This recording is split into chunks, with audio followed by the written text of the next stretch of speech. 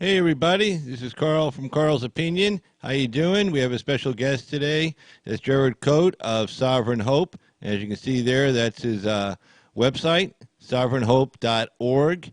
And we were trying to get him on a video call. We just ran into some technical difficulties on that. So we apologize for that, but he will be appearing by phone call.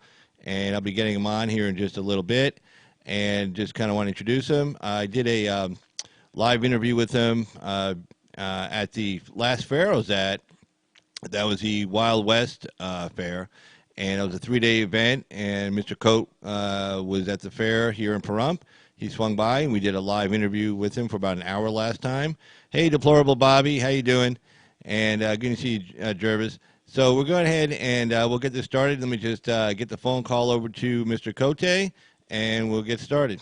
So here we go. We'll just give him a call right now.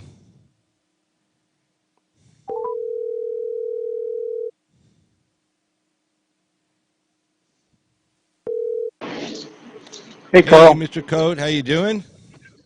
Gerard, please. Gerard, you are live on the air. How's it going today? Yay! Good. Yeah, we try. I If was we can telling the just, audience we tried to do this by video call. Unfortunately, we just ran into a technical difficulty, so we're just going to go ahead and do this via Skype telephone call. So I have your website up there, sovereignhope.org, and I have the first article, "The Mechanics of Our Republic." But if you could please, if you just kind of tell the audience a little bit about yourself, that'd be really helpful for everybody. as far as my background in doing this, Yeah, just kind of how you got started, how you kind of got into this, that kind of thing. That'd be great. sure. I've been a business person most of my life, entrepreneurial, owned several small businesses. And back in the 70s, when I was in my 30s, um, and running several large businesses, one day it just dawned on me as I looked what was going to the bottom line before and after taxes. That was my wake up call. And I saw how much was going to taxes, and I went, wow. And then I started looking into what taxes were. And that allowed me to become kind of infuriated because at the time, actually, it was in the 70s and 80s. It didn't like happen overnight. It was just like an awareness. Over the next 10 years, that awareness grew as I just kept getting more and more curious. And then that kind of was my entree into watching what was going on around me from a governmental standpoint. I don't want to use the word politics. I don't like the word politics. I mean, if it was used properly, it would be okay, but it's so misused today. Um, but politics essentially is managing government. It's the way we choose to manage government. So got to the late 80s and early 90s, and I was, at that point, I was fairly incensed. Like, what is going on here? Which led me to create an organization around government awareness and caused me to write a book called The 5 Minute Citizen. And it was a takeoff of the 1 Minute Manager. And it was the idea of it was, the premise of the book was, we're all busy, we all have lives, we can't devote a lot of time to this. So just like the 1 Minute Manager, how can you have these cliff notes or high points or bullets that you would look at or follow so that you have an idea what's going on and actually have input? So, in other words, it was kind of like a quick guide to how our government runs and what the role of the citizen would be, vis-a-vis the government. Is that kind of Exactly. That close? pretty much sums it up. Gives an overview of the three branches, what their roles and jobs and responsibilities are, and then what our job is as far as managing them. Absolutely right. Okay. So Go ahead. so okay, okay. So I that went on, and um, I kind of got back into business. Then I got into health work, and just in the last 4 or 5 years, it showed back up on my radar in a much bigger way. Well, it was already steeped and already had an understanding, so that caused me to create the Sovereign Hope website. And when you say what triggered that in the last 4 to 5 years, that kind of really got you back into it, or not back into it maybe, but give you a new, bigger, a new energy to really get into this? Generational shift. If I had to boil it down to 2 words, it would be generational shift. So And the awareness, go go ahead. ahead. The awareness that I've developed as I'm getting older is that generations come and go. That's been happening since the beginning of time. At any given time, there are 3 generations typically in the management position. So right now, the baby boomers, which I'm a part of, are going out of management. There are a lot of them are starting to retire. And the generation coming in is the millennials. So right now we have the baby boomers, the Generation Xers, and the millennials. Okay. So with the baby boomers coming out, going out, and the millennials coming in, there has been a huge amount of chaos and friction. And that's Yeah. normal. Yeah, Yeah, I've noticed. yeah, that's normal to a degree. I mean, yeah, a lot of times, we want to rebel against our parents or rebel against something, and there's some things we'll accept. So there's some friction in the, I call it like a baton pass on a relay race. Okay. And was it a clean pass? Did you smack the guy's hand good with the baton? Did he grab it right away? Or was it kind of loose, and did you fumble it, or did you actually drop it, So in this, we've dropped it. In this analogy, we've dropped the baton because the millennials are angry for a reason. I do not discount their anger. It's like someone going to the doctor and the doctor says, "Oh, it's all in your head. You're crazy." Well, that's just going to make a person crazier. Well, So what do you think? What do you think is their justifiable anger? Because I mean, we all know they're angry for a lot of different reasons. But what would you say would be their justifiable anger at us, at the baby can I back boomers? up a sec? Yeah, Can go I ahead. back up a second from that? Okay, Sure. so what got me started was this generational shift and starting to look at it and starting to recognize this animosity. And then I started looking at the filters that we use to create our perspectives and our opinions and our values. And what I recognized was those filters are corrupted. So if we've got corrupted filters and we're feeling not hostile, but certainly fearful. That's a recipe for creating a lot of misinformation and anger. I mean, a lot of emotions. It'll create a lot of emotions. I've shared with people on many, many occasions, and this is absolutely foundational. When we have information without context, that just creates confusion. So my whole role is essentially to put context into this. So looking at, to go back to your question, looking at the millennials, we have to look at where the millennials came from. I think we shared this in our last discussion. No one shows up on this planet in a vacuum. We all come in a context, if you will. That context is familial, the family we're born into. It could be hereditary, well, it is hereditary as well. So whatever our ethnic heritage is, that's going to have an imprint on us. The place we're born will have an imprint on us. The amount of family that's around us will have an imprint on us. All those things are part of our context when we're growing up. So what I started recognizing was the missing link in all this contextual stuff is a solid foundational understanding of the gift that we've been given from a management standpoint, from a governmental standpoint. Okay.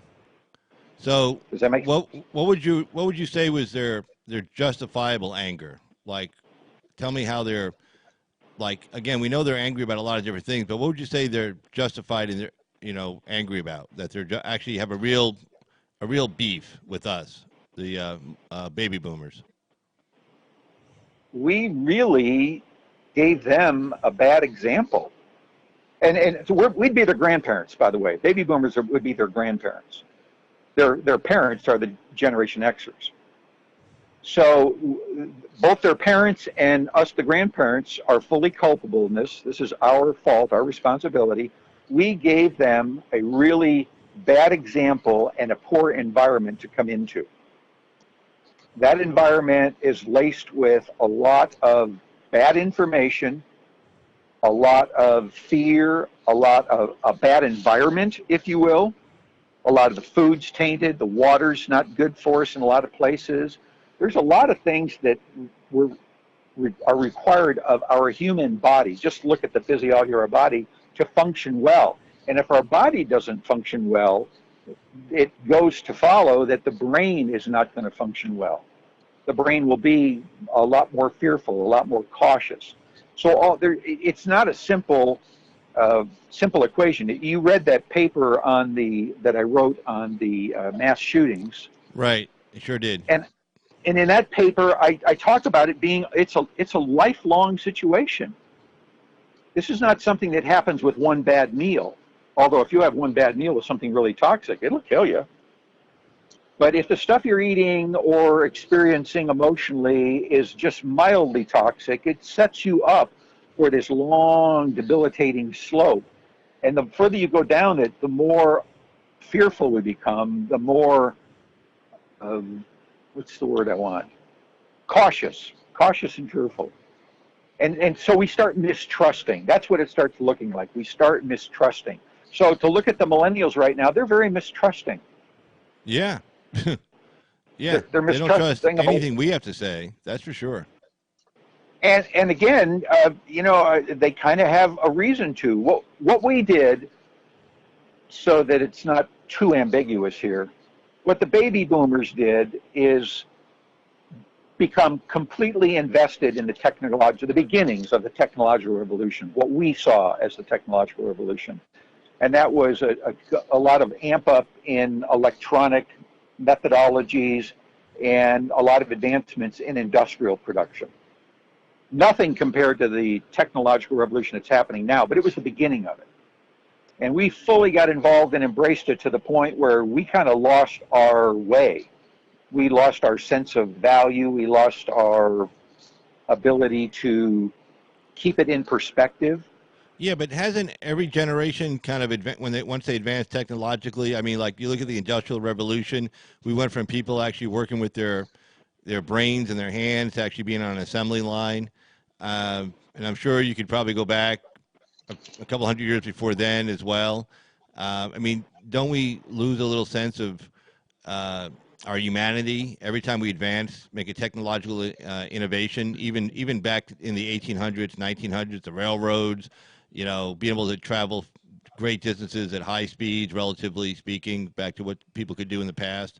So, I mean, isn't that just kind of inevitable for the humankind that every couple hundred years is a breakthrough, or 100 years? Maybe in the old days, maybe it was several hundred years, but now it's moving so much faster because, we're able to develop new technology so much faster. But isn't that just like the story of history, though? We lose a little bit of our humanity with every advancement we make? You have great questions, Carl. I always enjoy visiting with you. Okay. That's a profoundly deep and expansive question. That's huge.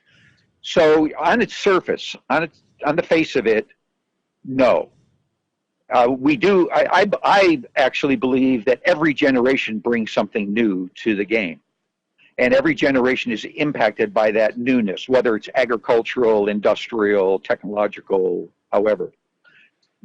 So I don't think that in and of itself is going to cause what's going on. If I had to look deeper into it, what I would say is that the kind of advancements we have right now are not merely external. If you look at the railroad, the car, the telephone, there are a lot of advancements that we have that externally made our lives socially more functional. So we could get around easier, get places easier, do things easier, but they were external to us. What's going on now in the technical age is this is internal stuff. This is absolutely going directly to our mind and completely distracting our mind. So analogously, having a phone meant you, instead of walking 4 blocks to see somebody and talk to them, you could pick up the phone and talk to them. That was a communication that you had that was external to you. You were sharing a thought, but you had to still form the thought in your brain, and there wasn't a lot of stuff mushing around in your head to cause you to form that differently or not form it at all.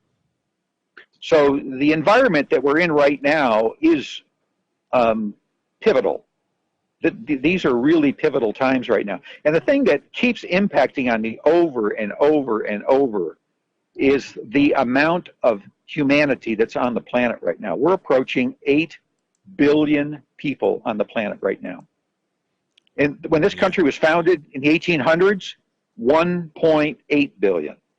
So in 230 years, quadrupled. That has an impact energetically and physically and emotionally and logistically. That has huge impacts, and not many people are taking this into consideration when they look at this. This is why I call myself a comprehensivist. It's the biggest picture you can have while still looking at all the details in the picture, and it's staggering. It's staggering. So this group that's coming in, fair amount of people in it, the millennials, good decent population base, but when they show up, they are completely preoccupied from the get-go. Yeah, I mean, I just saw something on TV today on the news, local news here, that this pizza place was offering you, they give you a free pizza if you could sit there for an hour with your friends or your family and not use your phone. If everybody at the table could sit there without reaching for a phone or looking at their phone for 1 hour, you get a free pizza. I love it. I love it. Yeah, it's like the old days where they said if you can eat this 48-ounce steak, it's free. Right. They know humanity well enough to know they're not going to lose money on that proposition. No. People, I mean, you can't. I mean, I was watching an interview with Elon Musk. It was on, whose site? Or Joe Rogan's site. And Elon Musk was talking about how we're not far away from, technologically speaking, we're not far away from being able to, like, implant a chip where, the phone, all the information, through your phone is going like right into your brain. You're able to communicate directly to your phone through your brain. There'd be a little chip, like a modem, if you will. And so you can access all that information immediately, Go ahead. I was going to say, the first thing that pops directly into my head is the fact that we are a frequency-generated entity. We actually have our own frequency and resonance. And generally speaking, a healthy person will resonate at a higher frequency than a person that's ill. So the first thing that comes to my mind immediately is how will that chip interfere with our internal resonance? Forget the fact that it's going to provide information, external information that's going to compete with brainwave function. There are just so many things to that that's scary. And we've gotten to the point where we are advancing faster than we can understand what we're doing. And that will have serious consequences, because the simplest way I like to describe our lives on this planet is a continuous series of breaths functionally aided by choices and then resulting in consequences. That's as simple as I can make it. So we're this energetic entity that functions by sucking in oxygen, essentially, and other components, and then nutrients, and then we convert that, and that allows us to be conscious, to make choices, and then we have to live with the consequences of our choices. And that's everybody. That's from the moment you're born till your last breath. That's everybody. So the question becomes, what is our context in our lives, whether we're 16, 46, or 66? We all have a contextual history of experience, of an outlook and hopes and dreams, hopefully, and certainly a lot of experiential issues, and a lot of them, if they're contextually negative, when we get older, they start accumulating. And I think it's a huge reason for a lot of the negativity and anger and depression in our generation, the baby boomer generation. Because contextually, experientially, everything that we've accumulated appears negative. Whereas when we first start out, you don't have a lot of negative experience. You have that good spiritual energy available where life kind of looks okay, looks actually kind of fun. Yeah. But if we don't allow that or seek it out and actively encourage that other energy, that spiritual energy to show up, we get out of balance. And anything out of balance doesn't function well. Well, that kind of Sometimes, yeah, that kind of leads us to your first article when you were talking about the mechanics of our republic. Because I believe when we were talking the last time, you talked about that. It wasn't just an accident. America wasn't just an accident. That you believed it had a divine spark as part of the origination of it. Am I misstating your position on that? no, absolutely accurate. If you look at just the intellectual logistics of that scenario, here's Mother England with, and I'm just talking about resources now. Mother England with the largest army and navy in the world, with complete control over our economy, and essentially our major trading partner. So socially, because of lineage, parents, grandparents, aunts, uncles, business-wise, and then just their presence of this huge giant, if you will, all of that should have precluded us from winning that war, which is a war, and a lot of people don't really recognize this. It was not a war we invited. We did not want it. We kept appealing to the king. I say we, the colonists, our ancestors, kept appealing to the king to lighten up, to take these taxes away, to stop this indirect representation, or this taxation without representation is more accurate. But the colonists had very little representation in the House of Commons.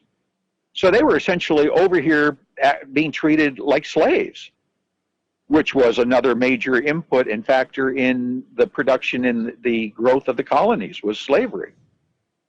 An issue that was never, ever resolved, and is still haunting us today. So when you look at that original situation, and then when it actually happened and started, the amount of men and machinery that England sent over against what we had, and none of the colonies, because we had this Article of Confederation kind of government, the colonies all knew they had a responsibility to help support that army. None of the colonies kicked in. I mean, how that actually happened could only be accounted for by some kind of a divine energy that wanted it to happen. And then the sheer sacrifice, the magnitude of the sacrifice of those that did it. It's astounding if you really look at it. Yeah. No, I mean, how everybody came together, how they put this Constitution together. I mean, even just getting through the war, then even after the war, how they put the Constitution together, how they somehow rectified, and you talk about this regarding the U.S. Senate and the House, and how they had to do the compromise. That's another article you do about the U.S. Senate. Having a bicameral legislature as a compromise for the larger states versus the smaller states. I mean, how they come up with all these things, all these different ideas that have survived for 230 years. Pretty much, I mean, even going through a civil war, a depression, 2 world wars, we still have the same form of government that we had back in 1789. And that's pretty remarkable. Yeah, see, and I would differ with that in that we don't have that government. We haven't had that government since 1861. Okay. What we have is the semblance of that government. We trot it out like a parade and we show it off, but that's not really what's happening today. Not at all. And the only reason it even exists is because there's no way they can wipe it out and say, no, we're not doing that anymore. Because the people would actually revolt. They like having that ability.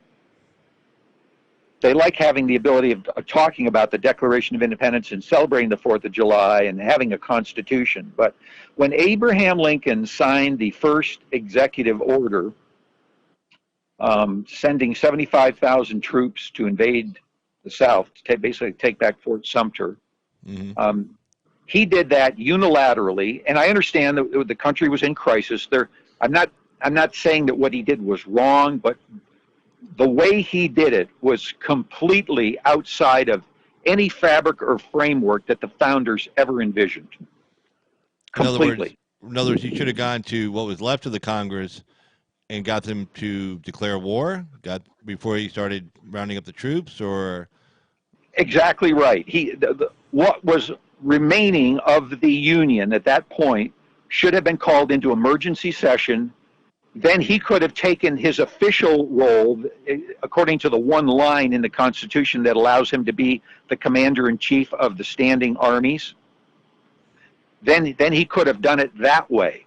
But him to unilaterally, on his own, just decide to write this order, and it became a law instantly. The moment his pen left the paper, it was law. Completely foreign to what the founders set up. He essentially was a king. yeah, and basically we have a saying in law that tough cases make for bad law, but you can see where the urgency, but was there. I mean, I remember just studying some of this where they were saying that, Lincoln's in the White House and he realizes there's nothing between him and the Confederate Army. I mean, at the very beginning. And then he's sweating bullets. And then suddenly he starts seeing troops start showing up in D.C. But, I mean, it was like several days later. And he just was thinking like, they're going to come right across the Potomac. They're going to go right in here and I'm done. It's over. I'm going to do a Madison, jump on a carriage and ride out of here as they burn the White House down. Exactly. Yeah, in the War of 1812, right. Yeah. Yeah, well, and see, we can Monday morning quarterback this till we're gone, and it won't really have any impact. If we look at this from the standpoint of the founders said that dissent and disapproval was to be expected, and what they tried to create was a framework where dissent could come into unity, if you will, where all the dissenters could come into one room and they could do their yelling and shouting and screaming to get that off their chest and then calm down and then keep talking and come up to consensus, what you described about the Constitutional Convention. A brief overview, which is another pretty astounding thing. The last battle was fought in 1781, where in Yorktown, where what was the British general was defeated? Cornwall was defeated. I'm pretty sure it was Cornwall. Yeah. When I do this stuff extemporaneously, I sometimes mix things up, so I don't want people to get too hung up on the exact detail. But for the fact that that was the last big battle, the states essentially defeated the British at that point. So from 1781, the Treaty of Paris was signed 2 years later, 1783. It went all the way to 1787 before we had a Constitutional Convention. So that's 6 years. Well, that 6 years was a very long time for these colonists who were now free but had no real direction. And in those 6 years, things deteriorated rapidly. They were still trading with England, and England was still really ticked at them. And it's not so much the government as their trading partners, because their trading partners were affected by the lack of tax revenue that should have been sent that wasn't for those 6 years, because they were now free. They weren't being taxed. Right. So that put a load on the English side of the ocean. So that reflected back, and there was a lot of bad blood and animosity. So it became a very tumultuous time during that 6 year period. So then they decide to convene. Madison's talking to Washington, and Washington doesn't want any more to do it. He was a general in the most horrible condition, and he just wanted out of public life. He didn't want any more to do with it.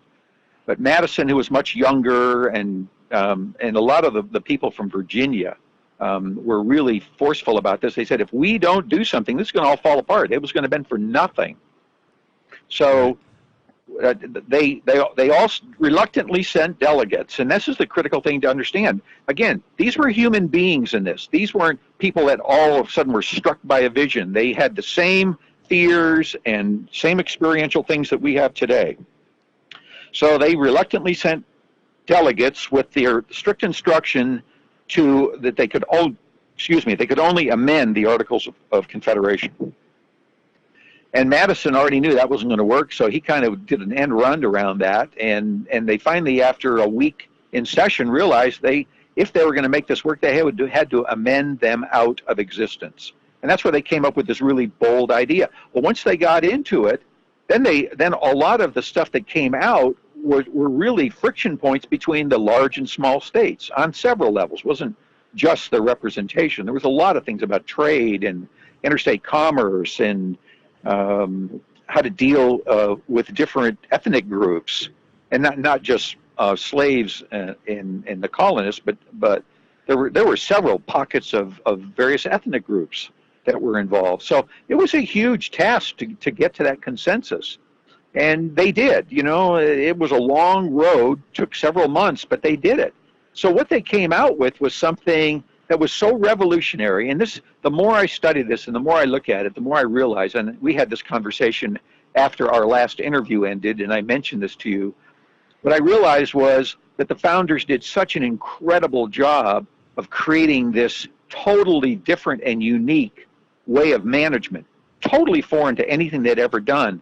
What they failed to do was let the people, the citizens, the owners of the country, actually, because they weren't really citizens, they were the owners. They failed to let the owners know what they'd done and give them some idea of what it would take to manage that. Right. In other words, I think we talked about this last time. In other words, they didn't give them like an instruction manual. Say, hey, look, Exactly. This is a really delicate system we put together for you guys. It's going to require a lot of internal self-control on your part. And if you kind of wreck that, then this whole thing's going to fall to pieces, because it was, I guess the presumption was, we're not going to be a police state. We're not going to be in the world of Thomas Hobbes, where sleeping with one eye open.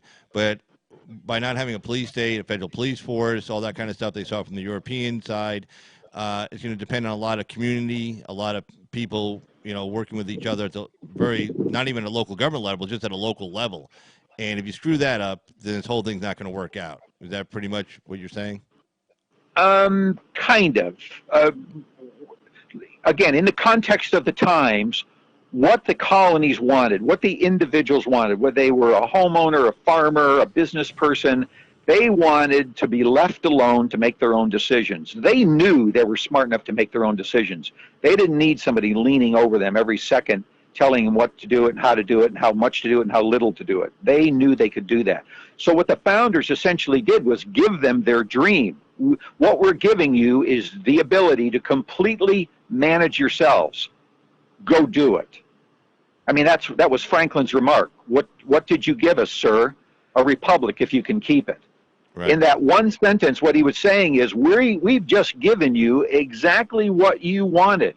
But by not spelling it out, and because of their contextual experience, even though they wanted to be free, most of those, in fact, just every living generation at that time had been under British rule long enough that they were completely experientially trained in that British experience, even though they wanted to be free. Do you understand the difference there, what I'm saying? No. Explain. Okay, good. No, thank you. I appreciate that, because it gets a little confusing. So let's just do the oldest generation, because the oldest will be the wisest and have the most experience and typically has the most input, okay? All right. So the oldest generation would be Franklin and some of the others, and they knew that they wanted their freedom, but they had lived for 50 to 70 years under that British system, so they were completely used to it. Whether they liked it or not, they were used to it. What the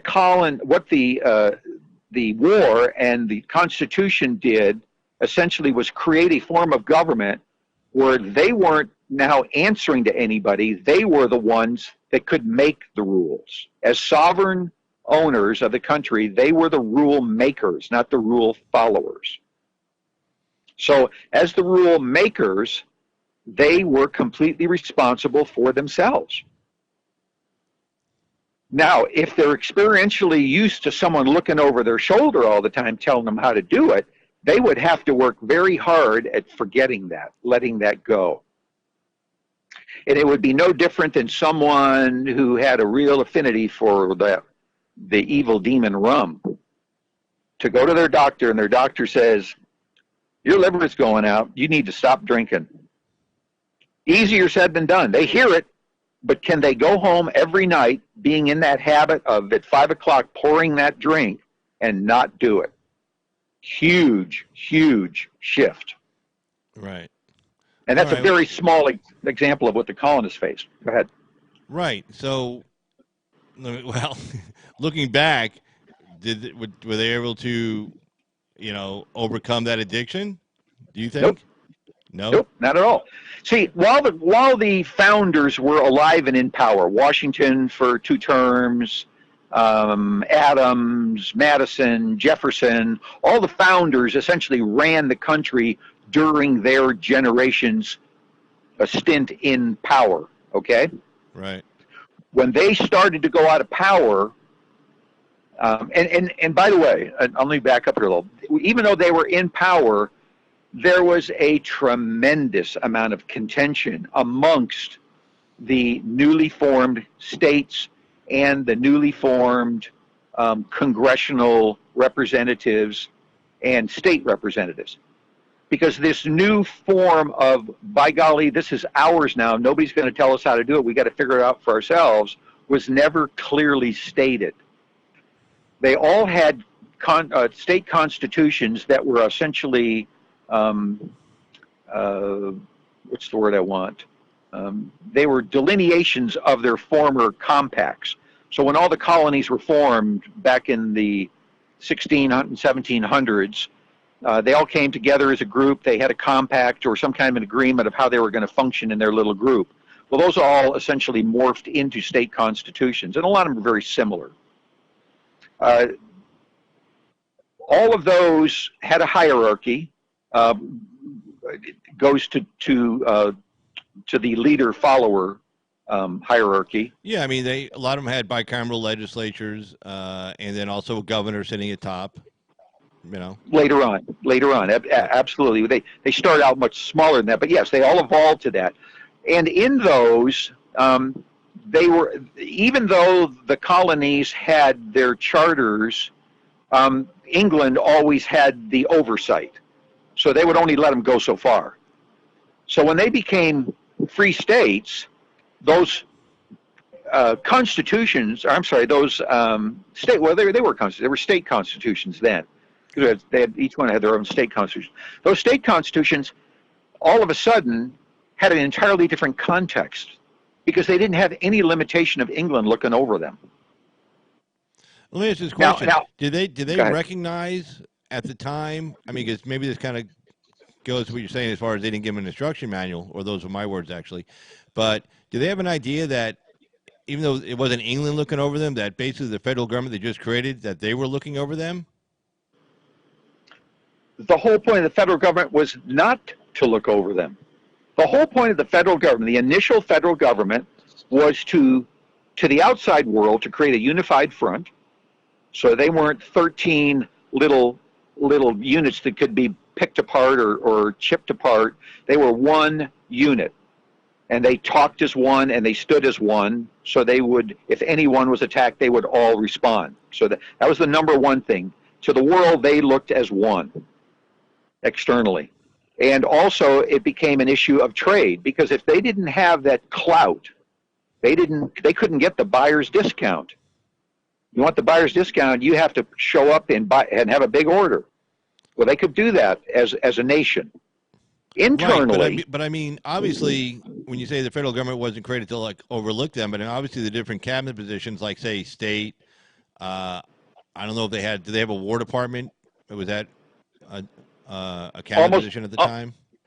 Yeah, almost immediately, because we went right back to war with England. I mean, but I mean, when you set up like Secretary of State, Commerce, et cetera, obviously right. you're focusing power in the federal government because they're speaking on behalf of the entire nation, not just D.C.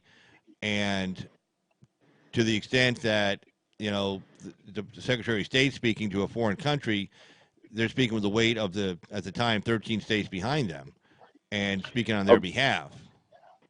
Okay, so now we have to, this is another great question. This adds the context of what the original three separate and equal branches of the government looked like. So where all this focuses is the Congress. So the bicameral Congress, it was essentially made up of representatives that represented the states actively. They actively represented the states. They were appointed by the states, and they essentially did the bidding of the state. And if the state did not like what they did, they could cancel the vote and recall the senator, replace him. So there was active participation in the Congress with the states. And then the other side of the aisle, if you will, were the representatives, which were the direct representatives of the different districts in each state. So when the Secretary of State got his marching orders from the Congress through the president, it was the people talking from their district and their state giving him that marching order. So the Congress was the unified voice of the citizens and the state legislatures to go out and be this unified voice to, let's say, Europe, or say England again. Let's go back to England. They now created trade agreements with England. So there was a lot more active representation. So the federal government there was representing, to the best they could, the people that they represented. Does that make sense? Yeah, it just seems like, it seems like they had to put the Bill of Rights in there because they seemed like they immediately feared that what they were setting up was going to be dominating over the states, was going to be the executive branch was going to be dominant. The executive branch, not just the president, but all the bureaucracy, et cetera, that goes along with it, was going to be dominating over individual rights, states' rights, et cetera. And it seems like after they set it up, they're like, okay, wait a second, we're creating this big monstrosity.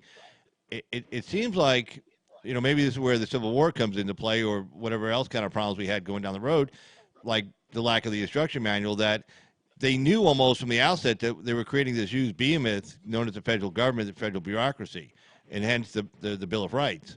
So it seems like there was no way around that because they had been through the Articles of Confederation, not Confederation, Articles of...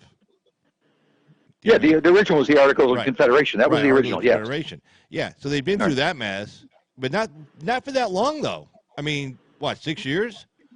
No, the Articles of the Articles of Confederation had been around for probably 40 years. At that point. At that point, yeah, till they morphed into the Constitution. So what I suggest to you here is that you're imposing your context on them. You're imposing the context that you have of this monstrous government, this out of control bureaucracy with all its subdivisions and all its stuff. What their context was, to put it more in context, if that makes any sense, their context was they had this monarchy that had ultimate and complete and total control over their lives. That was their context. And what they didn't want, that was one of the biggest fears and one of the hardest things they had to overcome when they came together to do the Constitutional Convention, was this experiential context that they were all, it was so deeply beaten into their brains, they couldn't hardly see around it. So that's why the original founding had to be separate and equal. None could gain power over the other. They were meticulous about laying out the role of the executive, the role of the Congress, the role of the judiciary, to where none of them could take over the other. So that was their internally through the Constitution, they did an incredibly good job. And the way they did it was through consensus. Everybody that showed up in that hall for that convention came with a lifetime of experience, both personal and at their local level, familial level, and their state level. They all showed up with all this experience, so they all had rubs, they all had scars, they all had things that bothered them. And when they aired all of those out amongst themselves, what it distilled down to was that set of rules, essentially. It'd be like you wanting to go to join a club, the country club. And you go and you say, okay, I want to join Tell me what the rules are. What can I do? What can't I do? I want to see if it's worth my money to join this club. So they show you the rules, you like them, you pay your money, and then over the next year, you find out that not only do they not follow the rules, they've got a whole separate set of rules that are kind of like the board members' rules that they don't tell anybody about, but that's what they really follow. Wouldn't that make you feel angry? Yeah. Yeah, it would. It's kind of what happened in the founding period. What the founders did this incredibly great job of laying out the rules, but they never educated the population. And education was a challenge. And it's not that they didn't have a school system. At each state, each county, each town and city had good education systems. And they were typically run by charitable organizations that had no desire to make money off their fellow man. So that's why all of the original universities, Princeton, Harvard, those were all religiously founded and run organizations. The teaching hospitals, Johns Hopkins, all those, Harvard, again, Princeton, were all religiously run. Those people took a vow to help their fellow man without expecting any pay, and all they wanted in return was to be cared for themselves, given a place to stay and food to eat so that they could help out their fellow man. It was a wonderful agreement and trade-off, and it worked well. And that's where nonprofits came from. All that showed up as part of a lineage that happened. And when those charitable organizations were handling hospitals and handling education, that was part of their community. That was an integral part of their communities. So they didn't have to watchdog them. They were right there. It was part of their lives. It wasn't separate and taken away and now managed somewhere else. Well, so back then, okay. Let me ask a question, because obviously the country starting out is just 13 states. It's a very relatively small population of people who could vote, who can make decisions. Do you think also it's just a function of just getting, kind of like go back to Plato, like the perfect city-state is 5,000 people. After that, it's all downhill. It's like, see you later. It's not going to work. So is this a function of us growing in population? Was it a function of growing us in size? Do you think possibly that's why you see the growth of the federal government, where it did have to manage interstate commerce, use a pretty heavy hand on it, or the Treasury, had to get a pretty heavy hand? I mean, do you think it was just because it was just a matter of size of land mass and possibly size of population that caused, or that people allowed the federal government to get bigger and bigger and bigger? No.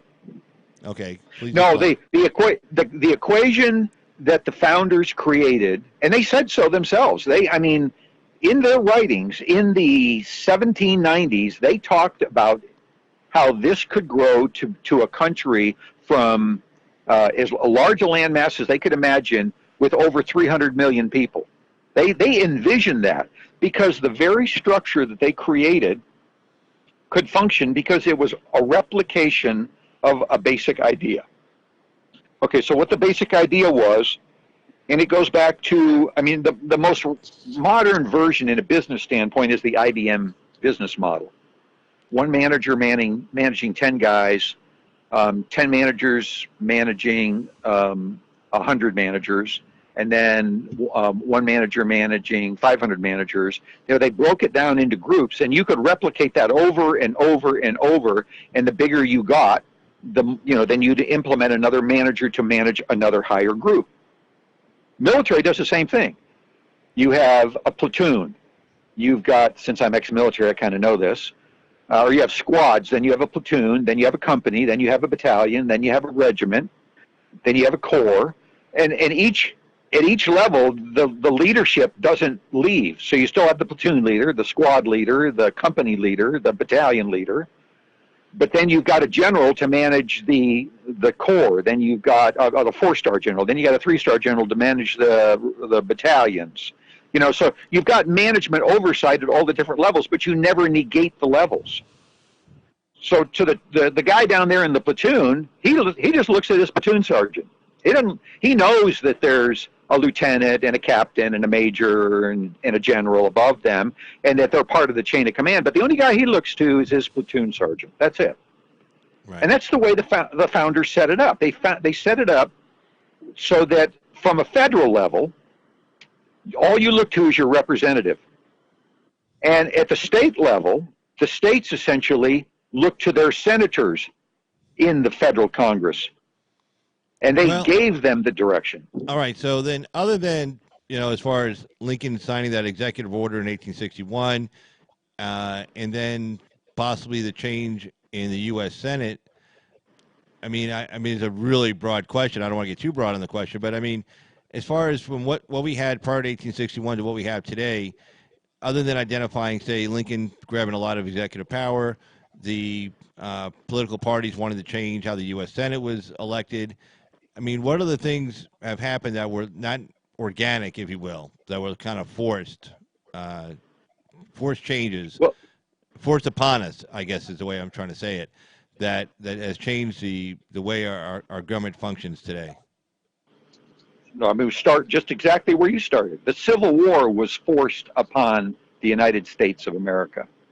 The Civil War was a political action based on pent-up emotions on both sides of the issue. And had they gotten back into the room and yelled and screamed and then got it out of their system and then talked about it, they would have figured it out. But the North had it with the South, essentially. And you have to remember, again, this is contextual. To put the context on this, England, a guy by the name of William Wilberforce, does that name ring a bell to you? No. William Wilberforce was in the House of Commons, and from I think he submitted his first bill in 1805, and he submitted every single year up until 1831, and finally got the slaves emancipated in England. But it took him 20 some odd years, and there were minor steps in it along the way, but the big victory was in 1831 when England declared no more slavery, freedom from slavery worldwide in its entire empire. Well, we're their largest trading partner. Even though we're not affiliated with them, do you know how long it took for that news to get back to the United States? As long as it took a ship to get over there, right? Yeah. Totally re-inflamed the only thing they never settled during the Constitutional Convention, and that was slavery. They tabled it. They said slavery, the importation of slaves will be allowed up until 1807, because it was, 1809, because it was 1789 when they signed the Constitution. So they basically put it off for 20 years. And that was the importation, not slavery, just the importation of slaves. Right. So I got tabled. Well, interestingly enough, the northern states, the New England states primarily, because they were completely anti-slavery. I mean, like bent over backwards anti-slavery. They tried to secede from the Union starting in 1793. That's how disgusted they were with the whole thing. Wow. So there was this rankle that just kept going on between the northern states and the southern states over slavery. Well, news keeps coming back from England about what's going on, about they're going to free the slaves. They're going to free the slaves. Well, it happens in 1831. Do you think that reignited the flame? In a huge way. Yeah. So that polarized the country, and now Lincoln and Douglas show up on the scene. They're just coming into their power generationally. If you have to keep all these filters in play, and once you keep all the filters in play, it starts making sense. Here's this group coming up into power who understood the core of the issue and essentially seized on it. Well, the northern states had a lot more power than the southern states, economically and industrially. So they had the larger voice, if you will. So when that whole thing manifested and Lincoln was elected president,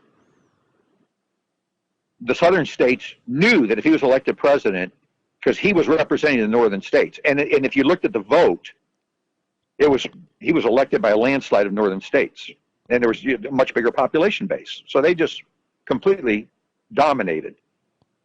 That's when they decided to secede. If at that point, and again, this is Monday morning quarterbacking, but if at that point the northern states said, well, you don't need to do that. You don't need to do that. And yes, they did attack Fort Sumter, and I know all the aggressions that were going on. But if calmer heads had prevailed and they got them back in the room, they would have finally, once and for all, dealt with that issue that had been put off since 1787. But Well, they didn't. it seems like it seems. I mean, it seems like the South, for whatever reason, wanted to jump the gun. I mean, I hate to say, They were were they just angry. like a bunch of hotheads down there? They were just thinking about Yep. their money, their wealth, and they said.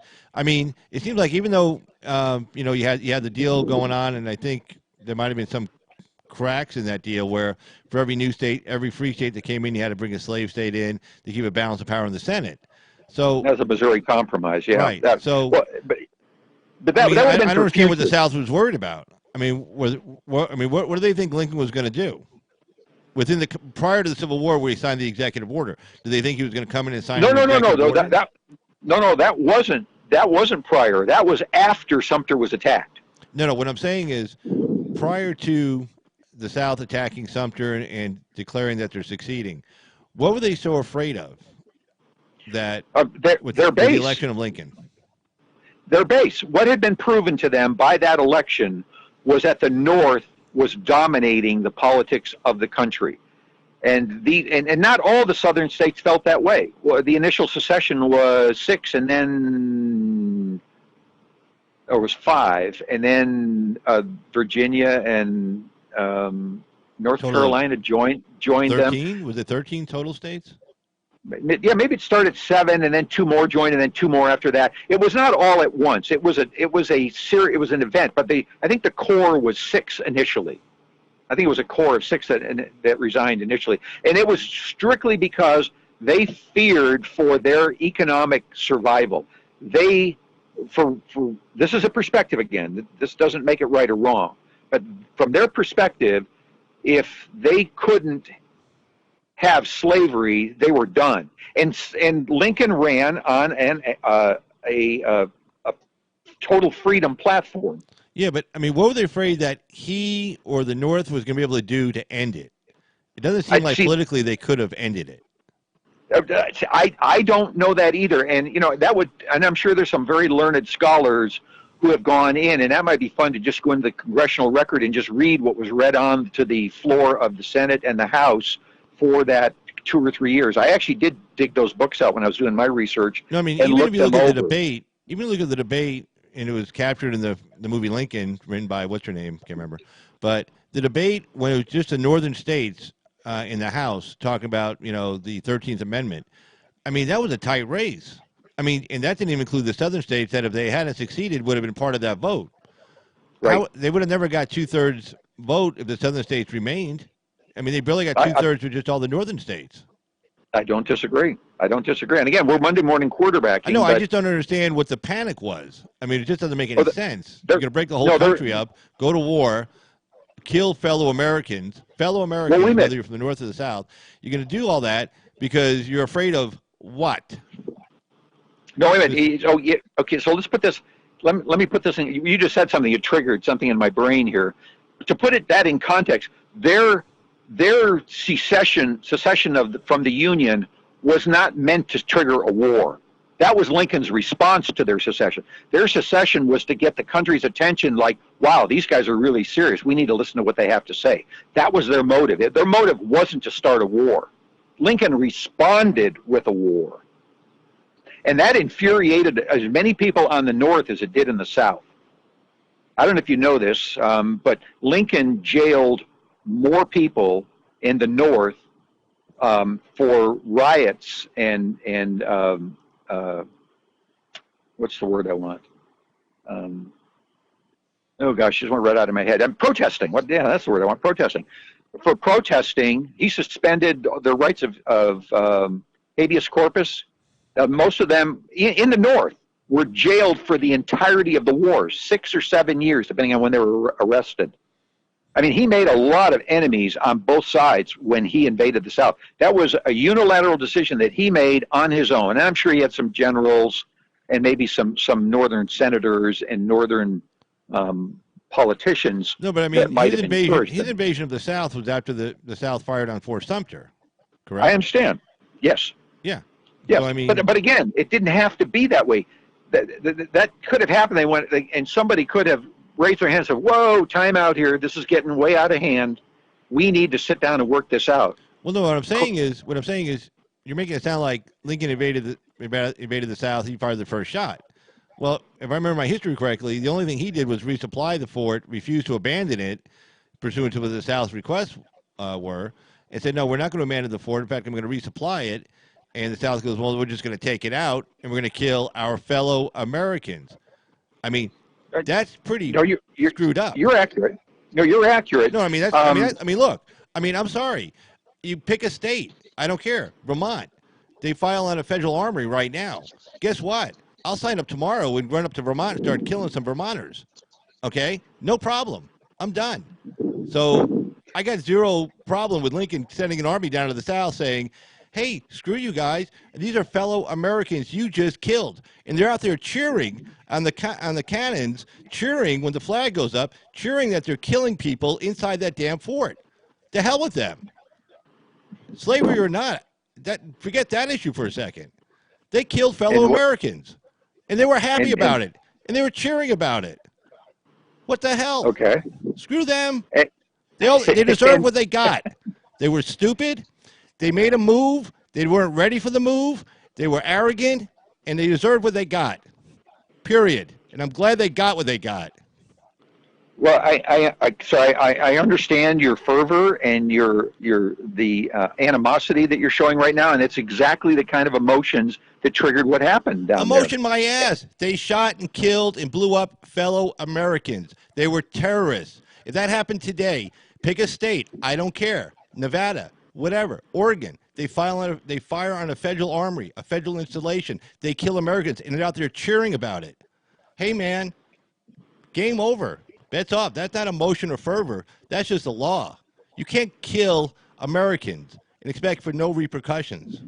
Okay, we're nations of laws. I keep hearing that. Sorry, you kill fellow Americans, you die. Bye. That's treason. Right there on the spot, treason. You can argue about the legality of succession, whether it was a contract, whether all that stuff, but you kill fellow Americans, that's an act of terrorism, that's an act of treason, you die. Period. And it was state sanctioned. It was sanctioned by the state of South Carolina. So, see ya. I'm done with them. Period. Okay. There was no justification to kill fellow Americans. None. I don't disagree with that. And don't lay on things, me like it's fervor or emotion. I'm sorry. Well, it That's is the emotion. law. You kill Americans, you die. Period. So let me ask you a question. The basis of law is some kind of a guidance for us to channel our energies and emotions through. Isn't that correct? No, I wouldn't say I mean, that. a law is a rule. A law is a I wouldn't rule. say the basis to channel our emotions through. We have a rule of law to maintain order. Okay. And so the order is, what is that order about? It's to take human beings who have perspectives and emotions and feelings and get them to, through the perspective of the law, to learn how to coexist, deal with each other. Right. To learn how to live together in peace and harmony. Right. So you basically you have the law does two things. One, Right. It holds us together, and two, it keeps us apart at the same exact time. That's what it's there Okay. for. Right. But it's doing two things at once. Right, I agree. Right. Okay. Right. And the law, being a written word, law is emotionless. That's why they have the blind woman holding the scales, correct? Because it's not supposed to see anything. Well, she's also got a sword in one hand, also. Yeah. Right. Yeah, that's true. Yeah. It's true.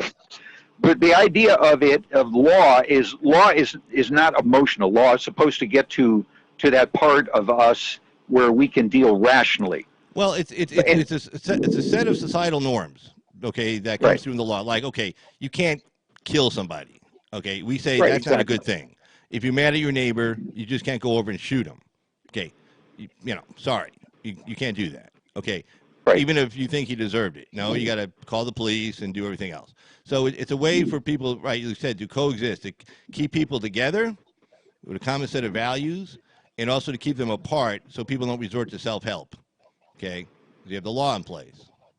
Right. Okay. So, but we know that when people get emotional, they will kill each other. Yeah, and I then we mean, have a that's law, and then the law, and then there are consequences to those actions. I understand, but the point I'm trying to make is that emotions precipitate every experience that we have, whether it's a good emotion or a bad The emotion. problem I have is that this emotion, it wasn't like some soldier was walking by a cannon, saw Fort Sumter and said, "Those damn Yankees," and just lit the fuse. No, this was premeditated. Somebody put a And lot of that's what thought I'm into saying. this. Yeah, I'm agreeing with you. there wasn't emotion. That wasn't like, I, oh, oh you no, know, no, let's just blow something up today. They thought this through, and they voted on it, and they said, let's do it, and they did it. Okay, that's premeditation. and it That's was first degree murder. and it was very, my point that I'm trying to make is that it was very emotionally driven. The South was absolutely fired up. They were charged up. Was it right or wrong? I'm not saying that. I'm just What pointing I to don't the fact that understand is what I don't understand is you got a room of men, highly educated, mm-hmm, men in the mm-hmm, South, the mm-hmm, people who are running things down there, and for whatever reason, I'm going to get yelled at for this one. They act like a bunch of women. Okay, and I mean, they act like a bunch of women. They get scared, they get all pissed off, and they decide we're just going to go kill some people, and let's vote on it first too. Yeah, that sounds like a good idea. Let's do that. Okay. yeah, you don't have to be a woman to be afraid. Well, afraid again. Scared. Afraid of what? I mean, what future? 20 years down the road? 30 years down the Losing, road? Maybe. losing their livelihoods. No, yeah. 30 years down the road? 40? And how is that going to happen? I mean, I keep trying to figure that one out. How is that Well, when they barely passed the damn 13th Amendment without the southern states being represented in the House of Representatives? Barely passed mm-hmm. it. They had to strong arm everybody just to get it done. Can you imagine if the southern states were represented in the House of Representatives? They couldn't do the math also? They couldn't count and figure out there was no way the North had 2/3 vote? Yeah, I mean, it's and they math. weren't there. Yeah. Well, then the hell with them. I mean, look, Yeah. there's a reason why the South was totally screwed up for the next 100 years after the Civil War. And it wasn't just because slavery was over or anything else. It was because the people down there just couldn't get it together. I mean, they came from a different part of England. They were the old aristocracy, and aristocracies are very inefficient by its very definition, oligarchies, whatever you want to call it. And Mm-hmm. they were living in this like past that the world had already passed by. Okay, so Mm-hmm. if they want to sit there and take votes and say it's okay, let's go blow something up, and then the consequences come down on them, and they're all pissed off about it. Well, don't start. What's that saying? Ain't gonna be nothing if you don't start nothing. Okay. And again, the thing that we really have to keep in context here is that this didn't happen overnight. There were several generations on both sides, North and South, that had been going over this ground for 50, 60 years. But they were Okay? still in the So, framework of the republic. Nothing was going to end for them anytime soon. There wasn't that groundswell yet, at least, and there was still the deals being made. And you say get people in the room. Well, they were in the room already. They had been in the room for 80 years at that point. So I mean, they left the room. Okay, so, I don't know how you get them back in. They didn't see. Then even when they were negotiating at the end, after all was said and done, and Petersburg was like just about ready to fall, and they're still saying we want to keep our slaves, and Lincoln saying, well, no, we're done. We didn't just lose several 100,000 men, so at the end of the day you just keep your slaves. No, I mean you wanted it this way. You wanted to do it with gunpowder instead of the ballot box. Then hey, you got your gunpowder. Except we had better gunpowder, and you lose. certainly had more of it, yeah. Well, Certainly had more no, of it. actually, even better quality. There's a whole story about that with Gettysburg. But I mean, the Yeah. point was Lincoln. There's a famous scene in the movie, which is almost the opposite. And the guy from the South says to Lincoln, and it's in her book too. Says, "Well, you didn't win it with the ballot box. You won it with bullets and stuff." And what I can't believe that Lincoln didn't respond back. No, you're the one who brought the bullets first. if this thing would have gone to the ballot box, I could have never got it done. I could have never got this through. I could have never ended slavery. There's no way he could have ended slavery in 8 years or however many years. That's what he should have said and respond. I could have never done this without you guys. Oh, by the way, thanks, idiots. You know, Yeah. there's no way he could have got it done. It physically, mathematically impossible to get it done. And I don't know if the country would have ever gotten it done. Honestly, I don't know. Well, it is that, it's that unaddressed issue that's lingered and still lingers today. And what it's caused, Lincoln's untime. I think that if Lincoln hadn't been assassinated, and just pure speculation on my part, if he hadn't been assassinated, he had gained through that horrific experience the wisdom to now know what needed to be done to fix it. I think he gained that, but sadly, he was taken out of the equation, so that experience was lost. And what was left was very afraid people on each side. And I think this is the context maybe that I'd like to have on this, to leave this issue with. When we look at the people at the time that were there making the decisions, they were, both sides were influenced by an incredible amount of fear. They did not approach that issue or try to find solutions in any kind of a trusting way. They were afraid of each other. And the depth of those fears is obviously portrayed by the amount of impact that they had on each other. The war, essentially, the amount of people, the suffering, the carnage, that's directly proportionate to the fear they had. I mean, it was immense, and it didn't go away. I guess that's the point. Coming out, going into the Reconstruction period, that fear might even have been amplified a little more. There certainly wasn't any more shooting, but the fear never went away.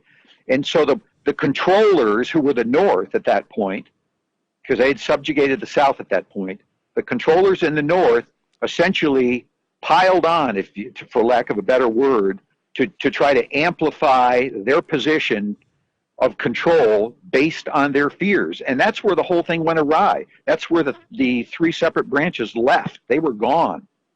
And it took what, from 1880 to 1913 when the 17th Amendment was passed. So what's that? 35 years? Yeah, about 33, whatever. 33, yeah. Took 33 years for that to manifest as one more controlling, fear-based thing to manage the country. And that morphed into not only controlling the South, but controlling everybody. And that's really what's happened. So what's ballooned out of this is this fear-based control mentality. And the owners of that, sadly to say, are the two political parties. They are the ones that have been in control since the 1880s, to the exclusion of anybody else. I mean, how many different groups have tried to form and show up on that arena to be completely shut out at the door? To the point where even when, of course, television debates are only recent. You know, television's recent. Right. For us, it's recent. Here's one of those generational perspectives. To the Generation Xers and the Millennials, television's always been. Right. But I mean, the very first debates were in the late 50s, early 60s, and even at those times when other groups wanted to get on, they weren't allowed. Just the two groups, the two major groups, they were the only ones allowed. So it's been a series of control actions by the two major political parties, and they've done it. I'm sure it's in some point they believe that what they're doing is for the good of the country. But if you look at the reaction of the actual people that they're doing it for or to, they're not very happy. Well, yeah, but I mean, the growth of political parties. I mean, from the moment these guys started this thing back in the late 1700s, they're like, "Oh, we're against political parties. We're going to set up a system where political parties aren't let in." And then, like, almost immediately, as soon as somebody blinked their eye, they were all forming political parties and factions. I mean, almost immediately. Yeah. And well, you're right. The blink that you're describing was the generation that were in power at the time, the ones that formed the country, created the Constitution. They left, and the moment they left, because they didn't spend that 30 years educating people on why they don't need political parties. This is how you run it without political parties. You don't need the political parties. If they'd have done any of that, it might have lasted past their generation, no, but they wasn't didn't. it wasn't it that generation that started Adams versus Jefferson? Am I missing something? Didn't they already start forming factions? Oh no, the fact that's the whole point. That's what I'm talking about, the education. The factions never left. They kind of went underground, if you will, a little bit. They officially showed back up in 1832. The elections of 1832 is where the names actually officially appeared next to the candidates. Before that, it was just the names, but that didn't mean that the underground part of it wasn't alive and well. And it's because the founders never took the time to go, hey, folks, we set this up so you don't need those anymore. So all the people that were away from the genius of what they created. So let's say... What I'm saying, though, is it was the founders. I mean, I don't care if they didn't put a name next to the ballot. It was the founders that started these factions, and it was like the Jefferson wing versus the Adams wing. They did it. It was them. They did it. I'm not sure I could say it that clearly. They had very strong opinions that were voiced in the Federalist Papers, in a variety of writings and interviews. I mean, these guys weren't any shrinking violets. You know, they were out there talking about their stuff, and they were proud of it. So a lot of what they believed in got spread around, and different groups, different factions would pick up on that and say, yeah, we agree with that, with Jefferson. We agree with Adams. We agree with Madison. And they started forming under those. It's not that Madison and those guys actually went out and said, you need to form this group and I'm going to run it.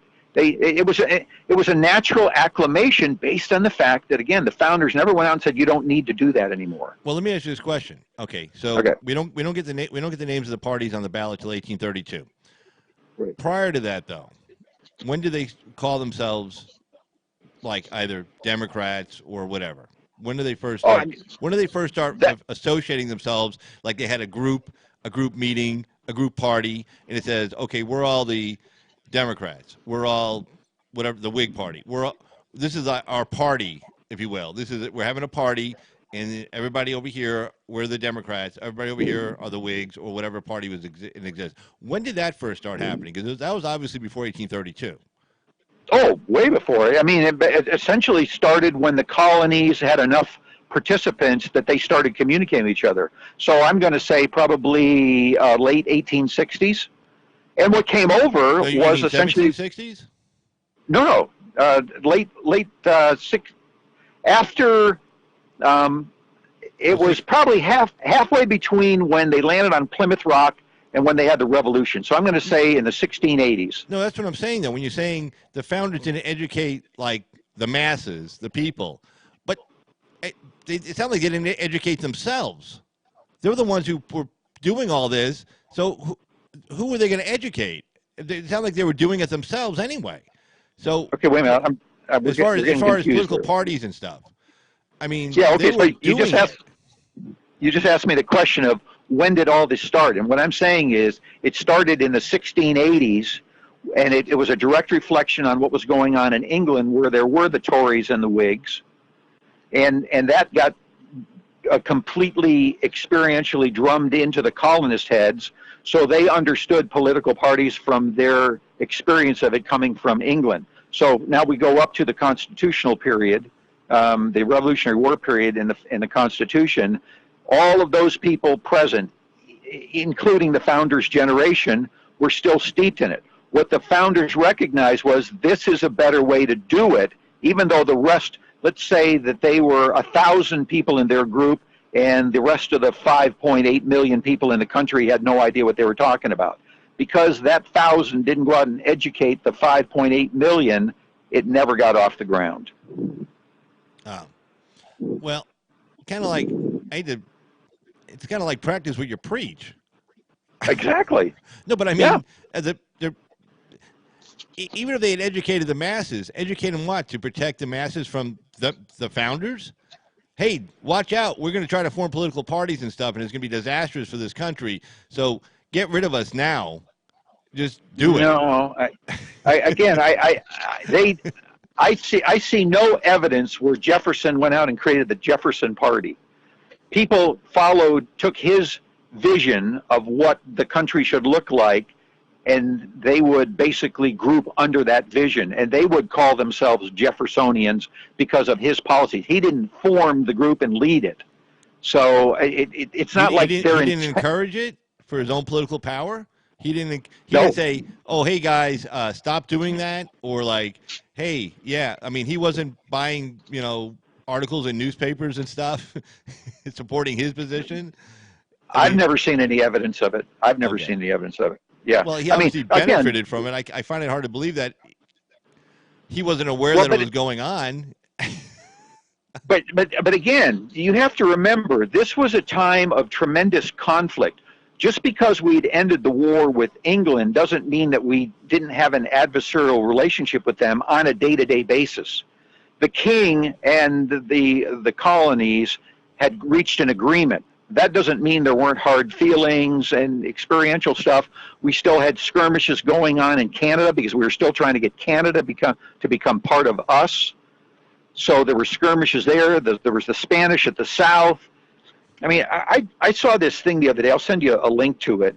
It showed the amount of years that the United States, since its inception, since 1770, I think it was with the Revolutionary period. So it started in 1776 till present.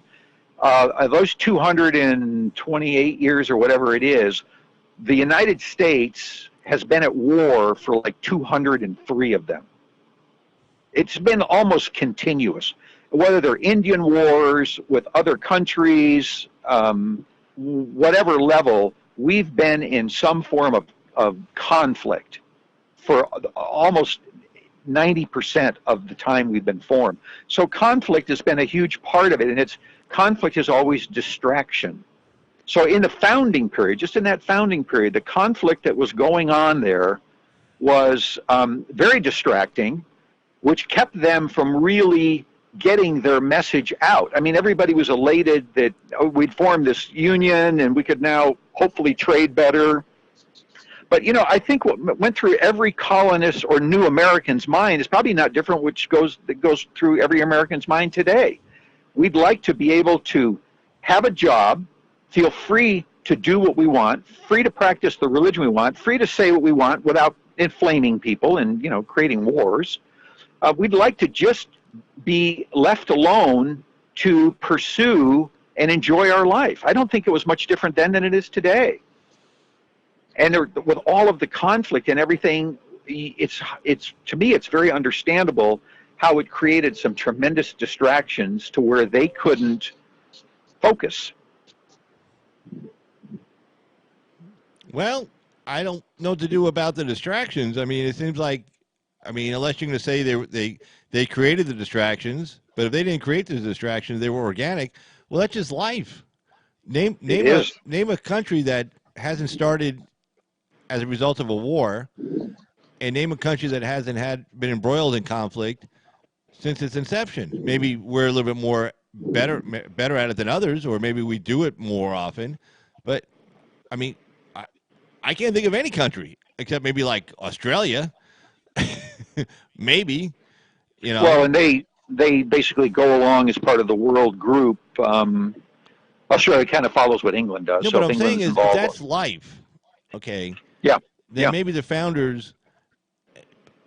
I don't know. I mean, I hate to say maybe the founders aren't as smart as we want to give them credit for. But I mean, if that's life, and you understand that's just part of life, that we're going to be in conflict and we're going to be in wars, and hey, you got to stay focused and don't let yourself get distracted, and you got to get that message out anyway.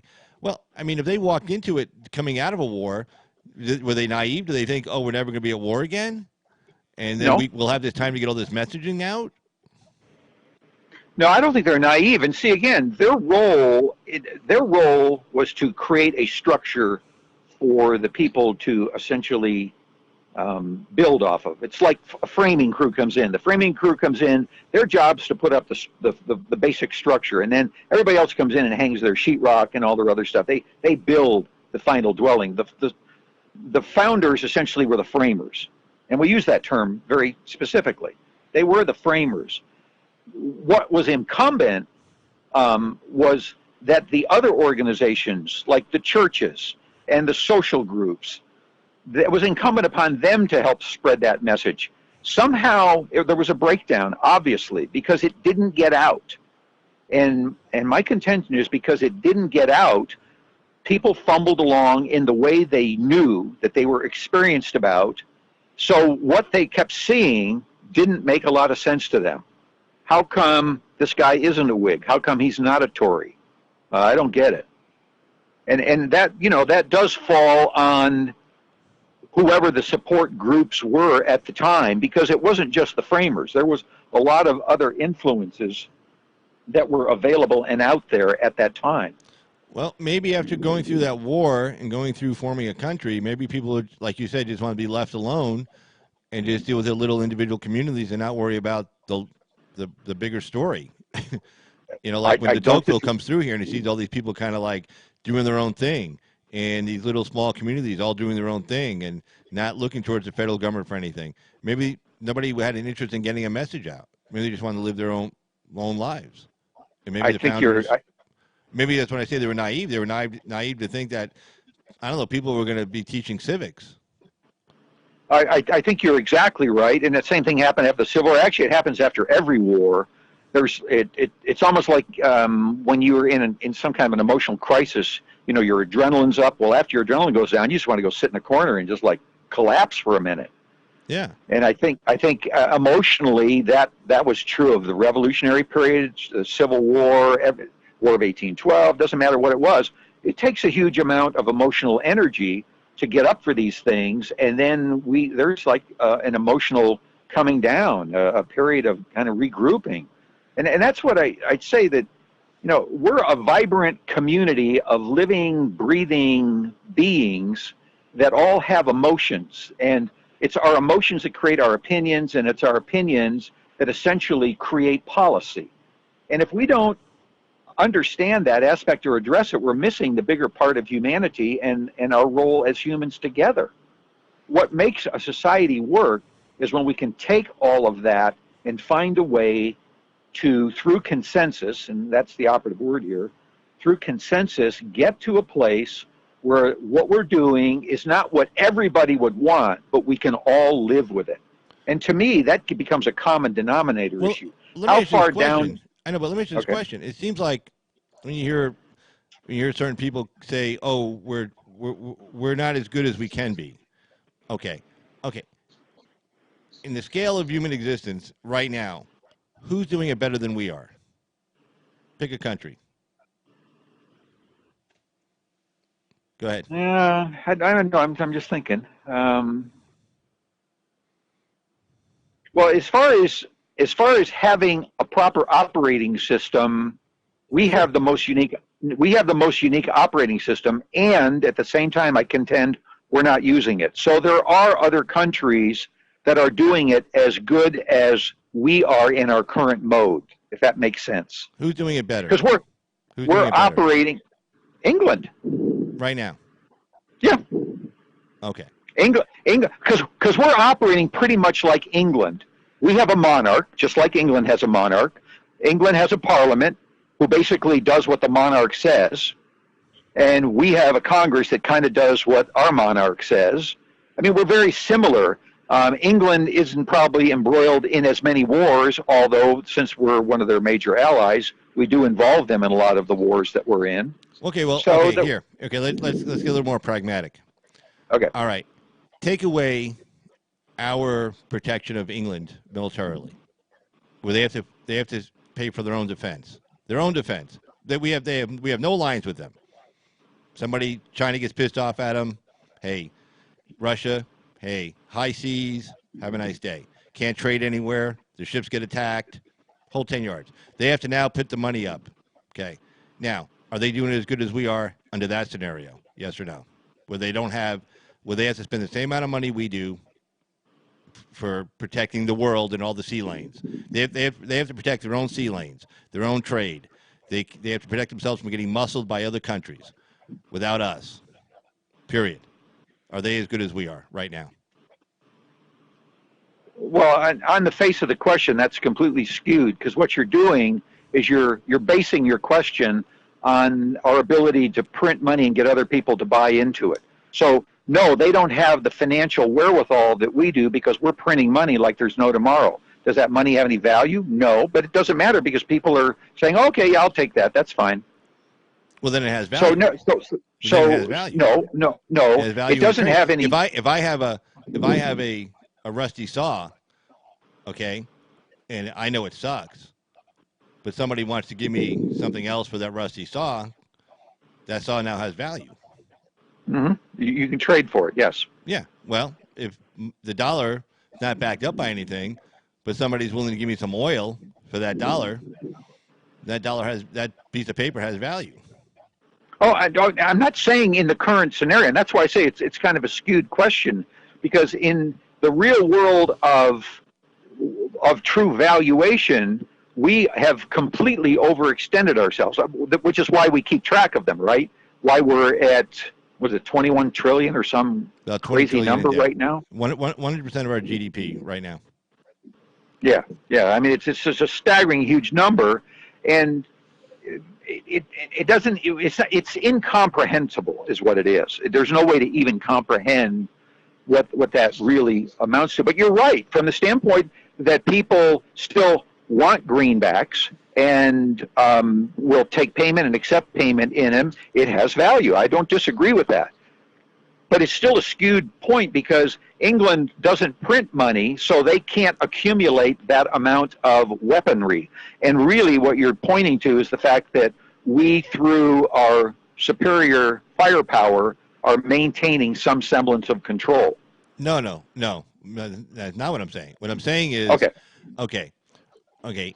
Right now, if England had to pay for its own defense, okay, Great Britain had to pay for its own defense, and so they couldn't do all these social programs that keep the lid on everything over there. There was the key people were getting really pissed off on how that government is running. Okay, they give them stuff, and they're able to give them stuff because we pay for a whole bunch of things they don't have to pay for: a navy, an air force, nuclear weapons, the whole 10 yards. They can trade on the ship on the high seas without fear because of us. But if they had to pay for their own defense and they couldn't give away all that free stuff to their people, would that government still be intact today? My answer, I would argue, no, it wouldn't. I see what you're saying from a form of substitution. Yeah, I see what you're saying. And if it's following the will of its people, well, they just had a vote called Brexit 3 years ago, 3 years ago. Well, they've done it. The government's done everything it can to stall that out to try to make it not happen. And now the way it's going to happen is going to be a freaking disaster economically for them. The way it's going to go down now. So, yeah, no, and that's an interesting reversal. The only thing that's going to keep those people in check from rioting and going down to Downing Street with clubs and pitchforks is the fact that a lot of them are on the dole, okay? And they got the big social safety net that they can spend money on because we're spending money on other things that they don't have to spend money on. Because if they had to actually spend money on their own defense to keep their shipping lanes open like they used to, there's no way they could afford to pay all those people, pay them off, I would argue, pay them off every month to keep them quiet. Well, it's a scale. It's an issue of scale and percentage. I mean, our country has grown immensely, and theirs hasn't. So their land mass and population base is pretty much stable. Ours has grown immensely. So, it's probably not a fair comparison. But what you're saying, well, we conquered that I understand land. What you're saying. They conquered land. We conquered land. The land they conquered ended up having to give it back for whatever reason. Pick a reason. Doesn't matter. We didn't have to give it back. It's ours. We kept it. Yeah. They had to give. No, they had to give back South Africa. They had to give back, their colonies. We basically colonized the West. There were a bunch of people living there that no longer control that land, and we did it by brute force, just like the British did. Okay, well, the English back then. It's human nature. It's human nature. No. What I'm saying is, they did grow in land mass. It's just that it's contracted. Well, we haven't contracted. At the height of the empire, yes, you're right. Yeah. What was that saying? The sun never sets on the right. Never set on the end because and it was true. It never did. All the way around the world, right? Right. Now they had to give their land back. We didn't have to give ours back. We still got it. Yeah, I don't know about have to, but what they did is they recognized that as people grew, that they allowed them to manage themselves. So yeah, They recognized that they couldn't hold it. That's what they recognized. against those people's will because they wanted to manage themselves. Right. Right. Well, we wiped out the people that would Right. want to get it Yeah. back someday, and that's why they Right. can't ever Yeah. get it back. Yeah. Yeah. Absolutely true. But Sad. anyway, Sad but tell you true. what, we've been on for like a little over an hour and a half, and we didn't get to like any of the topics, any of the other topics I want to get to, but we got to a lot of really cool topics. That's really cool. I kind of like how that happened. That was really nice. That was really cool. But I want to thank Mr. Gerard Cote of sovereignhope.org. I have a link to his website in the description. Please visit it. There are numerous articles, at least 5 of which we were going to get to today that we didn't get to, but they're all worth reading. I've read most of them. They're excellent. Okay, if you want to learn this stuff, get in-depth, knowledge, and kind of, make you think and make you get into a debate mode, that's the place to go. Sovereignhope.org. It's excellent. So I recommend it to everybody. So, Can I, Gerard, thank you so much for calling in. And I'm going to go and wrap up in a couple of minutes here. So I just want to say thanks, Mr. Cote. And any final words you want to say, Mr. Cote? Cote? yes. One last thing. The way I started this, the whole point of all of this is to try to create a healthy way to discuss issues and put them in context. And if we really, the context I really want people to get is what the founders thought about and what they created was actually very radical and is genius. And if we could really understand it and readapt it, we could probably have the most vibrant, strong, incredibly well-founded country on the planet. But we just need to understand what that context was of what they tried to create before we throw it away. That's all. Understood. All right, Cool. Gerard, Thank thank you. you so much. Have a good one, okay? All right. You take care. All right, bye-bye.